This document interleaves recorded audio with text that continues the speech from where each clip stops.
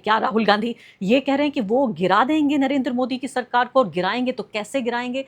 मैं इन्हीं सवालों के जवाब लेने के लिए सुप्रिया श्रीनेत, कांग्रेस पार्टी की जानी मानी नेता, तेज तर्रार प्रवक्ता, उनसे बातचीत करते हैं। सुप्रिया, सबसे पहले तो ये बताइए कि ये बयान अपने आप में है तो बहुत ही सेंसेशनलिस्ट, बहुत सनसनीखेज। राहुल गांधी इस तरह के बयानों के लिए तो नहीं जाने जाते, लेकिन अगर मैं आपसे कहूंगी तो क्या इसको डिफेंड कर पाएंगे? वो क्या कहना चाहते हैं कि 1 साल के अंदर सरकार गिर जाएगी?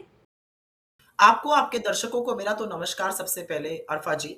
और राहुल गांधी जी का ट्रैक रिकॉर्ड आप उठाकर देख लीजिए, चाहे वो कोविड हो, चाहे वो इकोनॉमी हो, चाहे वो लॉकडाउन हो, चाहे वो वेस्ट एशिया की प्रॉब्लम हो, कोई भी ऐसी बात जो राहुल गांधी ने कही थी वो सच साबित हुई है।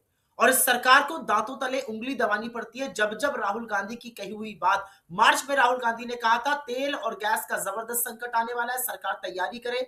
सरकार ने उनकी एक नहीं सुनी और नतीजा सबके सामने, छोटे कस्बों गांव देहातों में किल्लत है, लोग दिन दिन भर रात रात भर लाइनों में खड़े। तो राहुल जी की सर्वप्रथम तो हर बात जो वो कहते हैं वो सेंसेशनलाइज नहीं करते, वो ऐसे जुमले नहीं फेंकते, वो सोच समझकर अध्ययन कर कर लोगों से बात करके बातें कहते हैं, एक समझ से कहते हैं, और इसलिए उनकी बात हर सही होती है। राहुल जी ने ये जो बात कही है, और ये बात समझनी और ये बात कहनी जरूरी है जिस कॉन्टेक्स्ट में उन्होंने कहा है।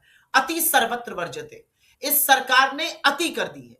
अति कर दी है झूठ बोलने की, अति कर दी है संवेदनहीनता की, अति कर दी है हर तरह के भ्रष्टाचार की, अति कर दी है लोगों को कीड़ा मकोड़ा समझने की। असलियत यह है अरफा जी कि आज की तारीख में इस सरकार के खिलाफ लोगों में जबरदस्त गुस्सा और आक्रोश है, और सरकार से चीजें संभल नहीं रही है। मैं आपको छोटा सा एक उदाहरण देती हूं, और बात शुरू ही करते हैं हम शिक्षा से।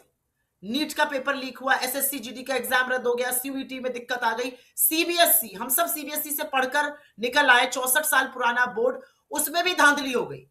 और धांधली का हवाला सरकार नहीं दे रही है, ना सरकार की एजेंसी दे रही है, वो 17-17, 18-18 साल के लड़के जो रिसीविंग एंड पर है वो बता दे रहे हैं कि कैसे आपने टेंडर में कंडीशंस चेंज करी, एक कोएम्प नाम की टेंटेड कंपनी को लाए, कैसे आपने रातों रात अपनी शर्तें बदली, किस तरह से ओएसएम में बजाय स्कैनिंग होने के फोटो खींचकर लोड कर दी गई, टीचर्स मार्क्स ही नहीं देख पाए। निसर्ग, सिद्धार्थ, सार्थक और वेदांत जैसे लड़कों ने सरकार की कलई खोल कर रख दी, और सरकार उस पर उनका उपहास उड़ा रही थी। नहीं, ठीक बात है और सुप्रिया जी।